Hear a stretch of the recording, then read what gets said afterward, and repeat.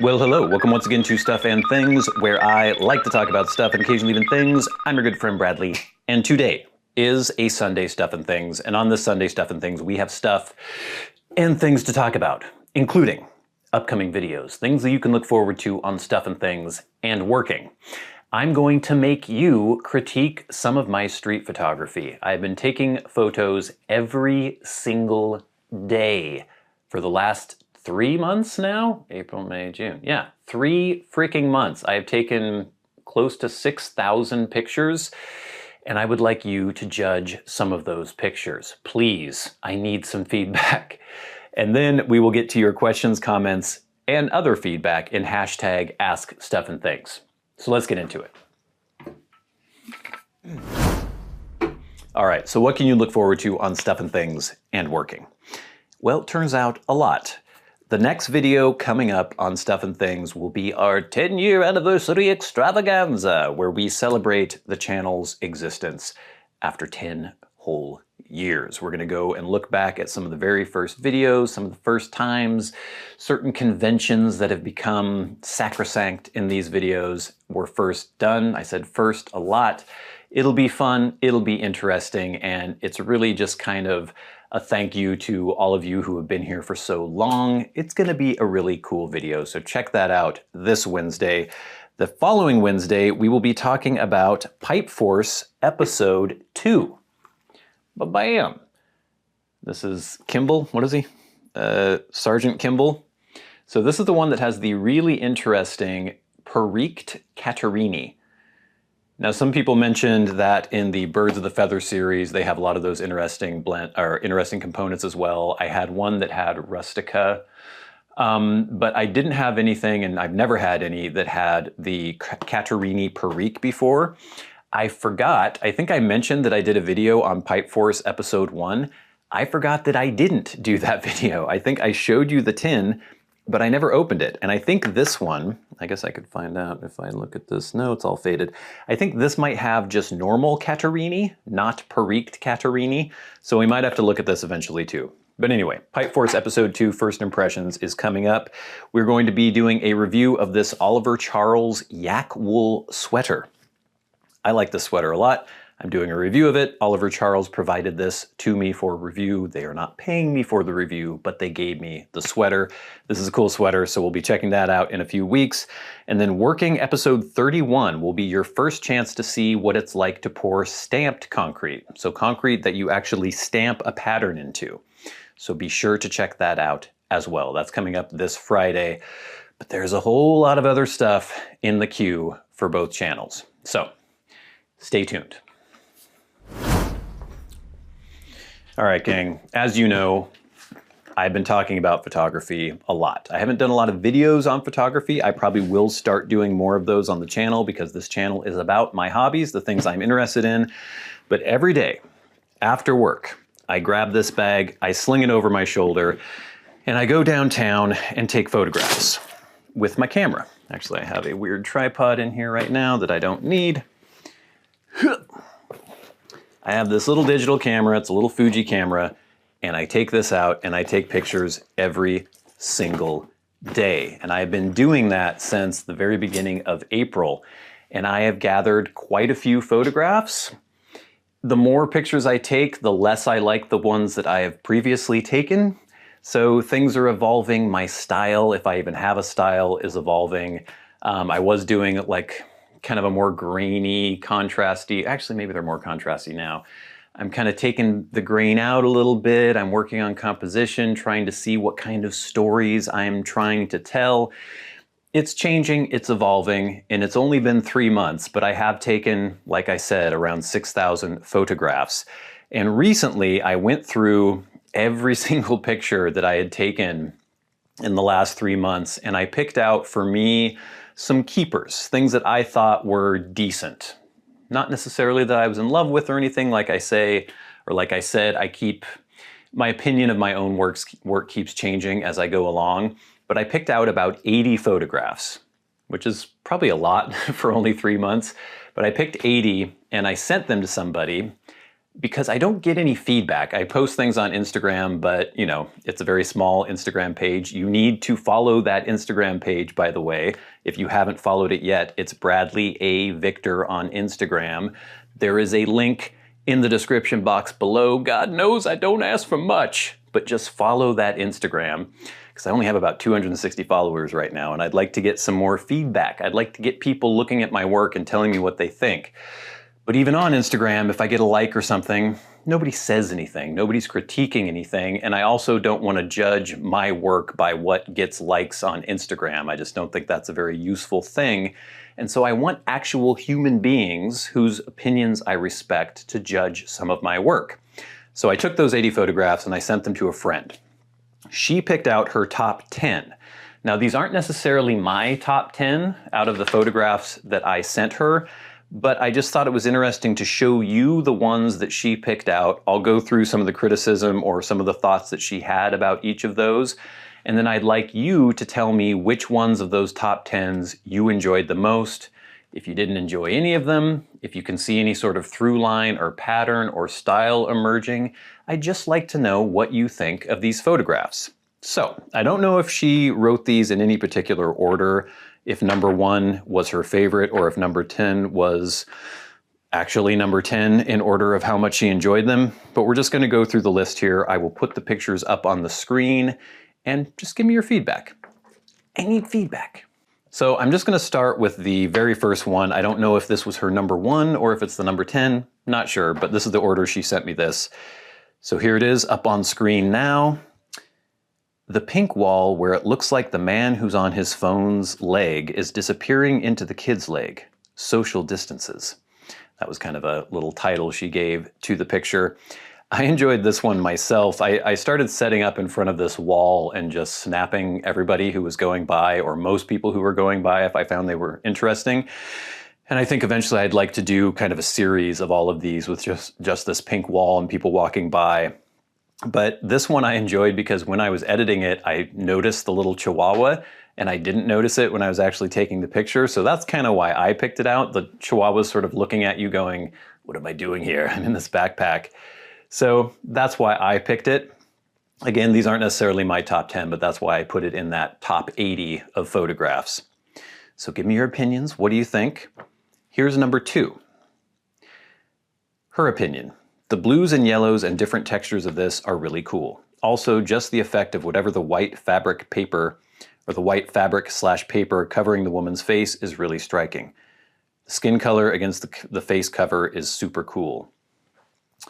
So this picture I took, there was a woman. I don't normally take pictures of homeless people unless there's something really interesting going on. I just think it's a little too, I don't know, it's possibly exploitative, it's possibly kind of queasy, but in this particular instance I was walking by and she started yelling at me, asking me why I didn't want to take her picture, and then accusing me of being gay because I didn't want to take her picture, and then yelling like, go tell Harvey Milk or something. Like she was acting, you know, like someone who was mentally unstable. And so to placate her, I did take her picture several times. And this is one of those pictures. And I do really like how the plastic bag that she was waving around obscures her face so I can still keep her anonymous, but it makes the picture look really cool. Number 3, we're gonna have to go through these a little more quickly.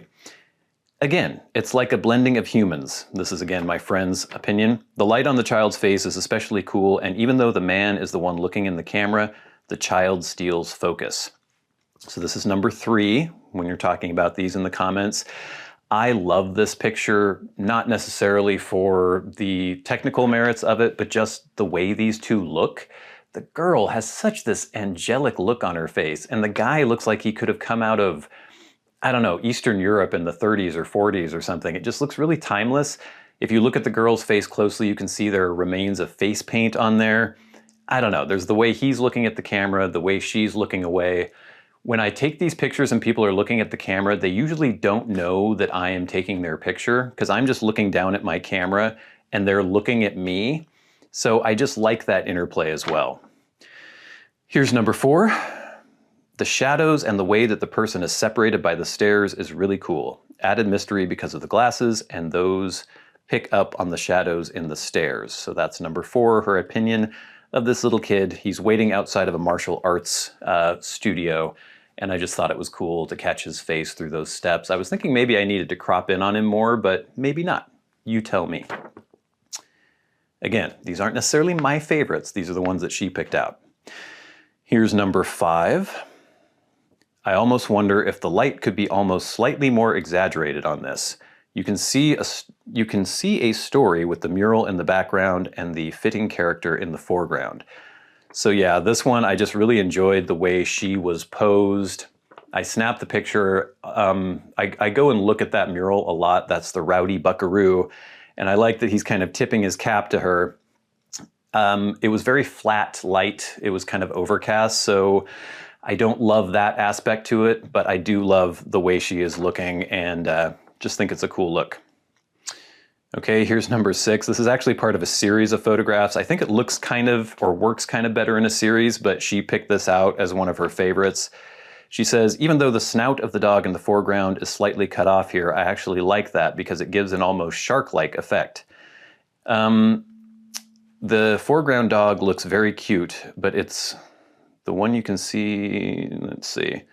Oh, basically she's saying it's like a reversal of roles. The dog that you would think would be the friendliest is the one that's barking, and the one that people are often afraid of, the little pit bull, is the one that's smiling. And yeah, that's why I enjoyed this too. That dog, there's a good series where the pit bull is like smiling, the other dog is barking, and then by the end, the pit bull is looking at the other dog like, what are you doing? You're embarrassing me. So that's why I enjoyed that. So here is her number 7. And her opinion, this one tells a story too similar to the stairs or the buckaroo. The reds and yellows on the lighting all work. It doesn't look like it was taken in this century, in my opinion. Super trippy. And then she gave it a title, What Time Is It? Interesting. So this one I really enjoyed as well, just as a, just being lucky to get the shot. I was in a coffee shop fiddling with my camera, and this couple, I don't know if they're a couple, but friends or whoever, they came in, and the woman sort of stopped just for a split second and just stared at me. And I was able to snap that picture, and it looks like she was posing for me, and it looks like the other guy was posing, but literally they were just going by like that. And I was just really lucky to get that shot. And yeah, I like the color, I like the look, and it does have kind of a timeless quality. Again, give me your opinions in the comments below. Here was her number 8. Here is her critique. The front bird aligns perfectly with the building, and it helps to play with distortion and the focus. I also like how the shot is almost divided in 2, but not in the way we normally expect. And yeah, I agree with that. I enjoy the fact that the frame is kind of jaggedly divided diagonally by the pyramid shapes of the building, and then you have the blue from the sky. I like the freezing of the action of the birds. I just like that as kind of an urban landscape. Here is her number 9. In her opinion, this one is really cool because while it does rely on the color, which is already just interesting to find on the street, you also got the right timing. This man I have dubbed Pinkman because I see him pretty regularly now, and he is always wearing something pink. It might just be a wristwatch that's really bright pink or fuchsia. It might be a bag. It might be shoes. It might be the entire outfit. But he always has on something that is pink. I just enjoy that. It's a story. I don't know what the story is, but it's interesting. And then the 10th one she picked is up on screen now. And she says, her shoe is at the very edge of the shadow. Her hair gives a sunlight energy, and I like that she is looking down and that we can see her full shadow. Another really interesting composition and play with light.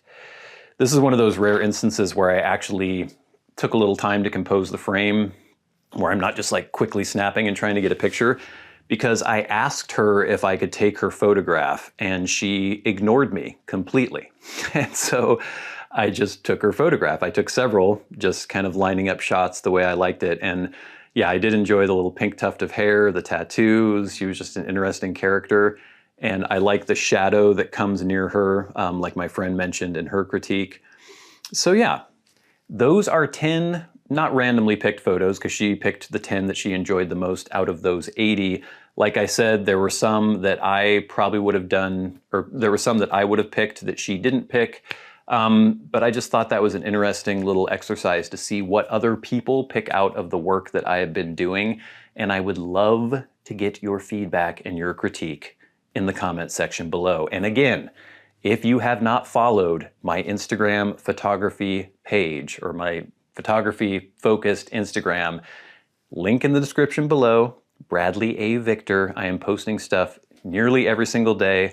I'm going out and taking photographs every single day. I'm serious about this. I'm really passionate about this.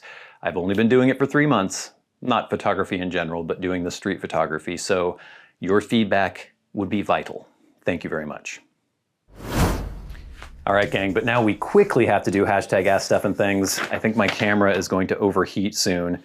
Please, if you have any feedback for me, you can write to me via Patreon. If you are a Patreon supporter, you can tweet at @SATBradley with the hashtag #AskStuffandThings, or you can leave questions, comments, and feedback under my YouTube videos. You can hit that super thanks button under my YouTube videos and go right to the front of the line. Your comments help make the show go, so please keep them coming in. It's great to get feedback from the videos I post. Last week, Sunday Stuff and Things, we posted the video about Pipe Force Episode 2 and Caterini Perique, or Periqued Caterini. We had some feedback from that. This is from @PacificCoastPiper3949. The Old Boss is a Sutliff blend you should try too. I will try it, don't worry. I know that I kind of jumped Pipe Force Episode 2 in front of the Old Boss, but we will do Old Boss at some point as well. @JCT Manu says, it still makes me sad when you don't add S&T plays to your upcoming video announcements. And the Elden Ring DLC is getting rave reviews. Comeback? So many people are asking me about this. We've talked about this in the past. I have heard now, I've heard that Shadows of the Erdtree, the DLC for Elden Ring, is getting amazing reviews, and that it's as long as Dark Souls 1. It's basically an entire game of its own. I just don't think I have time to do that. I am contemplating, and I haven't even bought it and started playing it myself either, but I am contemplating maybe I could do like an extended long episode of just the first hour or two of the game. I don't know if that would make you more annoyed because I wouldn't be doing the rest on the channel. I'd like to give you something, but I just don't think I can commit to doing the whole game. We'll see. Then we have @MD of the North, a very generous Patreon supporter. Oh snap, Caterini is one of my favorites from the old McClellan days. They had a line of straight Orientals. I remember that. Enjoy.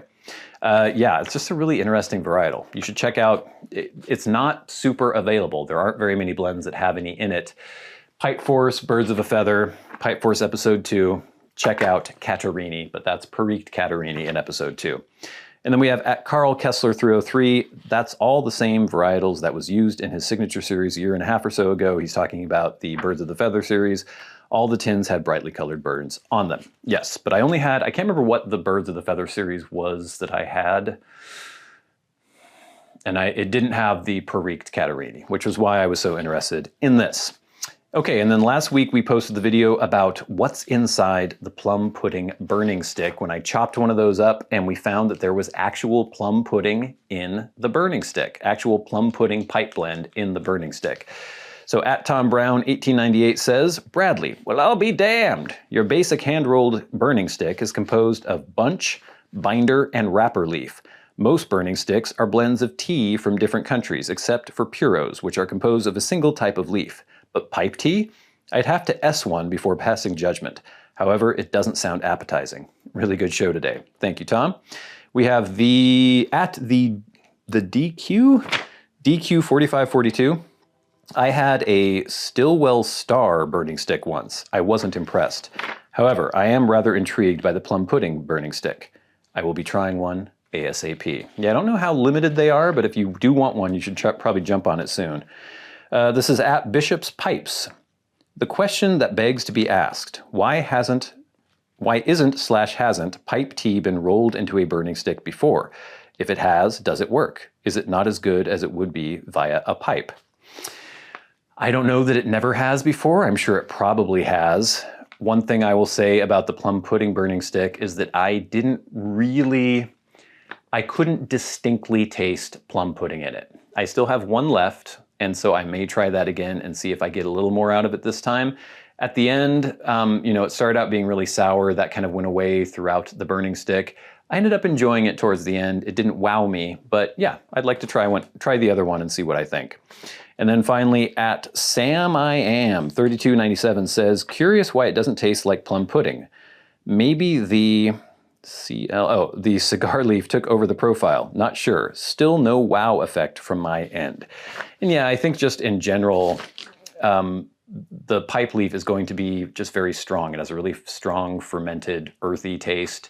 And I think for the most part, it is going to be stronger and more obvious than almost any varietal of pipe tea. So you're kind of fighting a losing battle, I think. But maybe it does add a little subtle nuance into there that I'm just not well-versed enough in burning sticks to detect. Gang, thanks for all that feedback. Please keep it coming in. It really helps make the show go. I think we're all right. Better hurry up. But now it is time for the very best part of the show, and that is where we thank our Patreon supporters. Remember, if you would like to support the channels on Patreon, there is a link in the description box below, and it is much appreciated. It really makes it possible for me to do this at all. The YouTube revenue is going down and down and down, and so Patreon is kind of the only thing keeping this going. So if you would like to support the channels, show that you enjoy the kind of content I make, there is a link in the description box below, and it is much appreciated. And every week, we like to shout out those who support the channels at $25 or more a month. People like Glenn Dunnington, Jason Buckner, Ryan McFadin, Arcturus, Ashes of the Phoenix, Jonathon Proctor, Kyle Waitkunas, ConCoClem, Charles Movers, and Friendly Piper, the producers of the Stuff and Things show. And of course, the Maniacs, the crazy people who support the channels at $100 a month. People like Bob Magee, and we'll never forget our dearly departed friend and Hall of Fame member, Peter Straub. Remember, if you support the channels on Patreon, you get access to all the videos on Stuff and Things early, except for Sunday Stuff and Things. That's always going to be on Sunday. But you will get the Wednesday video on Monday, and you will get the Sunday Stuff and Things and the Wednesday video ad-free. And your support is really helpful. Gang, please stay tuned for all the good stuff coming up on Stuff and Things and Working. Like I mentioned, we're going to be talking about the 10-year anniversary of the Stuff and Things show next week. We'll be getting into Pipe Force Episode 2, this really cool yak wool sweater. Working, Episode 31, Stamped Concrete. Please check out my Instagram account, not attack, my Instagram attack. I did it again. My Instagram attack. No, my God. My Instagram account that is focused on photography. You should have heard me trying to say antimicrobial when I was doing this yak wool sweater. Anyway, please check that out if you haven't yet. There is a link in the description box below. But until next time, tell me again, I've been your good friend Belly. You in the audience. This has been Stuff and Things on a Sunday Stuff and Things. I'll see you later. Wow. Attack. Instagram attack. What would that entail?